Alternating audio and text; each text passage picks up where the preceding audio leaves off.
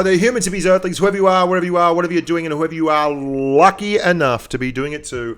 I am Bushka on Blitz, and I'm here today to talk to you a little bit about alpha damage.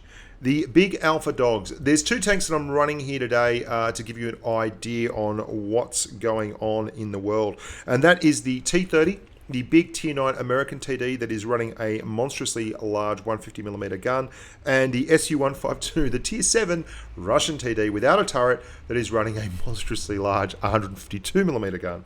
Now, both these things have something in common. They have 640 alpha damage. That's the standard alpha for a 150 gun in Blitz. And they have massive HE damage as well. And while they share a commonality, they are very, very different for a few reasons in particular. One is that the T30 obviously has a turret. Now, a turret on a TD is found money. It is so easy to set up shots with a turret, and it allows the tank to have a great degree of flexibility. And the T30 has that in spades. It's got excellent gun depression numbers, and along with its fantastically big gun, has a strong turret. So you can do things like what I'm doing here, which is basically just making money for jam. It's so easy playing the game on a hill fight with a T30, where you get to take shots, reset, come back, wait for the reload, and then don't go out again. And that is called peek-a-boom. For all of those of you who are new to the game and don't understand, this is the peek-a-boom playstyle that we're talking about. Another thing about Blitz that will sometimes annoy you is you see there's a little hill there.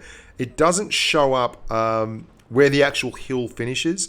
So even though it looks like I've got shots on this tank, they're going into the hill. So that's where that initial shot went. I'm turning around. Rich is my platoon mate. He's got smacked down low. He did a good job though, spotting up and holding him in that pincer move. The E50 is pushed up, and again, side on to the T30, bang, pull back. Now, this is the brilliance of a turreted tank destroyer, and it's something that plays more like a heavy tank than a traditional TD. And it's a lot easier and safer to get damage out. It offers you more flexibility. The second tank I'm going to show you, and you can see that's what I'm talking about with setting up a shot. I moved my gun there to a space where the tank would be without having to move the chassis of my tank. And that means that if my tank was in camouflage or I had binoculars going, I wouldn't have dropped my camo and I wouldn't have dropped my binoculars, but I still would have been able to move to the shot without getting a big bloom. And that means that it's more accurate, it's a safer way of playing the game. There's no guarantees in this world, but that's what you'd be looking at. We're going to have a look at this tank to show you the glorious side of life, where you get the flexibility and you get the big gun and you get the turret. You pretty much get everything you want to be successful. And then we're going to have a look at the Su152. Now, the Su152 is a completely different kettle of fish. It is a non-turreted TD. It has very weak armor. It has very poor gun depression. But what it has is a massive, massive gun on it for its tier. 640 alpha damage is not something you find a lot of at tier 7. And it's against tanks where it can do something that the T30 cannot do nearly as often. And that is play with high explosive ammunition and penetrate. And that gives you the opportunity of doing shots in excess of 1,000 damage to tier 7 tanks, which in fact allows you to one-shot a lot of tanks. You hit the lower glacis of a KV-1S, for instance, you can do a full hit point roll on a tier 6 heavy. And that's fantastic. And you're seeing here again, I've snapshotted that T54, and then I'm just pulling back around here, and I'm still setting up the shot with my turret. Look at this. So I don't have to worry that the turret is in the right spot. I can be reversing, maximizing my defensive position, and still get the shot off. The 152 is funny because you play this more like an assault gun. In the old days of Blitz, where there was plenty of standoff sniping positions on far sides of map, where you'd basically just roll out of your spawn, go to a rock or a bush and snipe. The new days of Blitz allows you to play the up close and personal thing with the 152, and that's where it really excels. It has horrible accuracy. It has very, very poor gun handling stats. But what it does have is this massive gun. And you're going to see me set up for this shot. The Dracula has pushed around, and in the manner of most Draculas in the game at the moment, he can't help himself. So we're going to set the gun up with high explosive to take advantage of his very weak armor profile and give him 1,023 squarely in the turret. And that, my friends, is where the Su152 makes the love happen.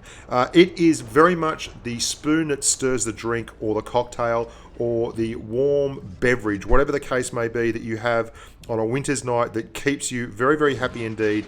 And then you can turn around and use the high explosive anti-tank gun ammunition to pen the likes of big heavies like the IS-3, who are a tier above you.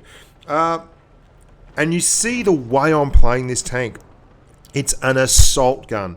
I get out and I push and I find, wherever I can, very, very close shots without taking damage in return. And that's the balance that you have to learn with these big alpha dogs.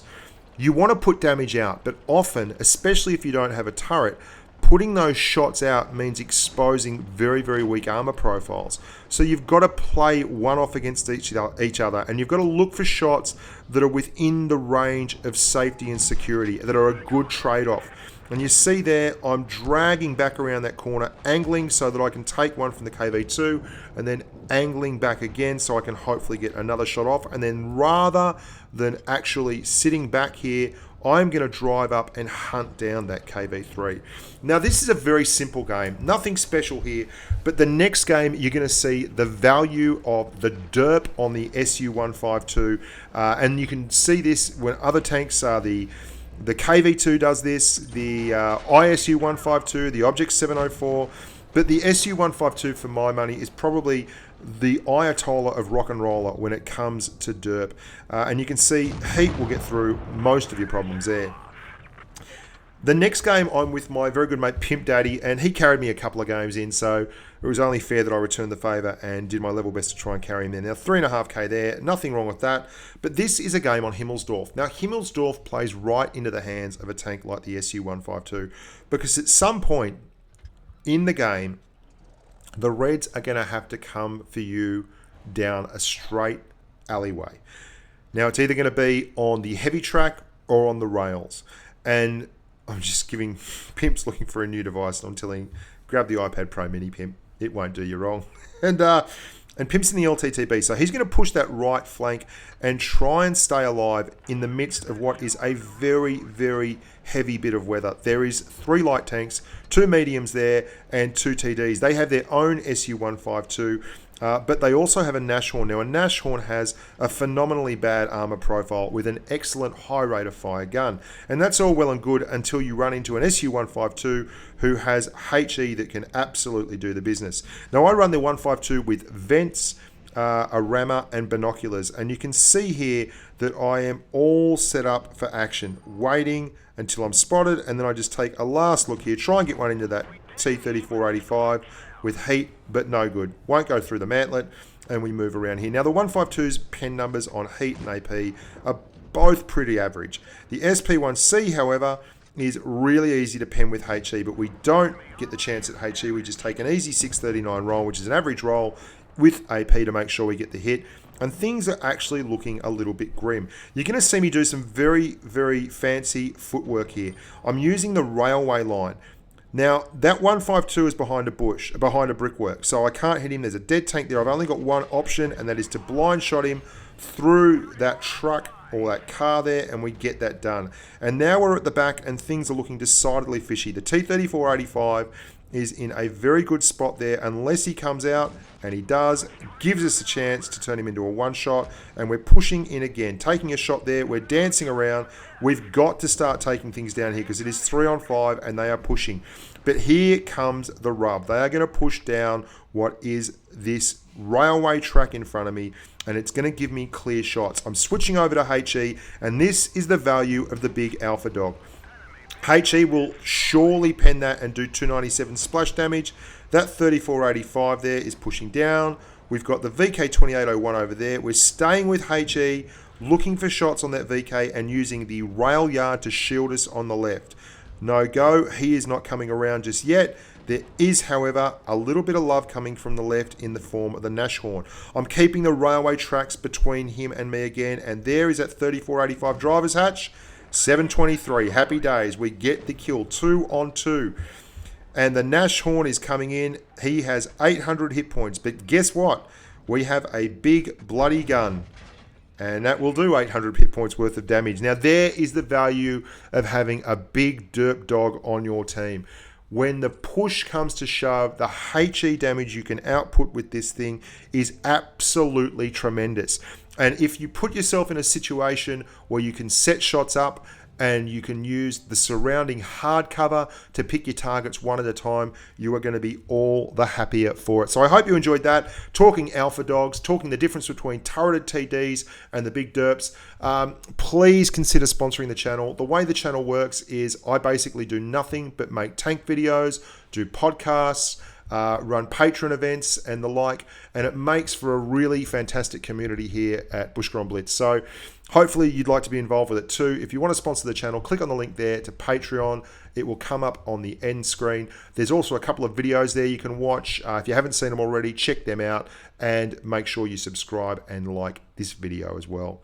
I'm Bushka on Blitz. You're bloody lovely. Thanks very much for spending the time to watch. I hope you're enjoying all the content and looking forward to the upcoming live streams at the Blitz Twister Cup, the World Championships. Until next time, stay safe on the battlefield.